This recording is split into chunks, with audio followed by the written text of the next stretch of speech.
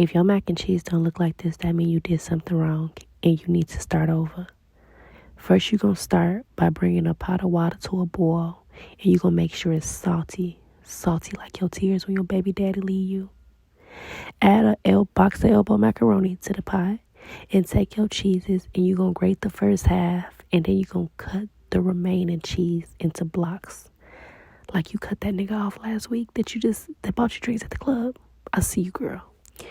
Anyways, take your heavy cream and add it to your pan or your skillet, and add that Boursin cheese up in there. You're going to have this on like medium heat. You don't want it too high. You don't want it to burn. You don't want to burn your milk. You don't want to burn your cheeses.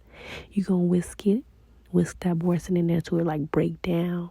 And then you're going to add your block cheeses that you cut into small little pea cubes into the milk or heavy cream. And you're going to whisk it until it gets real smooth and melted.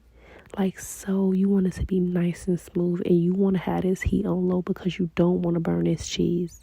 You're going to add in your all-purpose seasonings that's going to be available for pre-orders on September 15th, and you're going to give it a stir.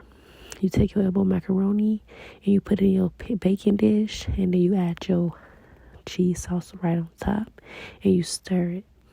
Make sure at this point it should be making macaroni sounds, if you know what I mean.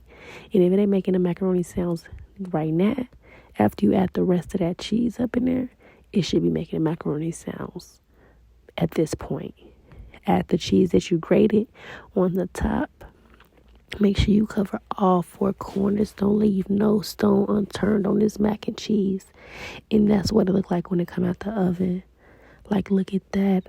I could lick my screen, if you know what I mean. Wow, I almost ate my phone. Look at this. The first spoonful wasn't enough for me, so I had to go back in and double dip it like that. That looks so good. And I had to show y'all from this angle too, because we like angles. Let me get close up on that. Yeah, that's mac and cheese.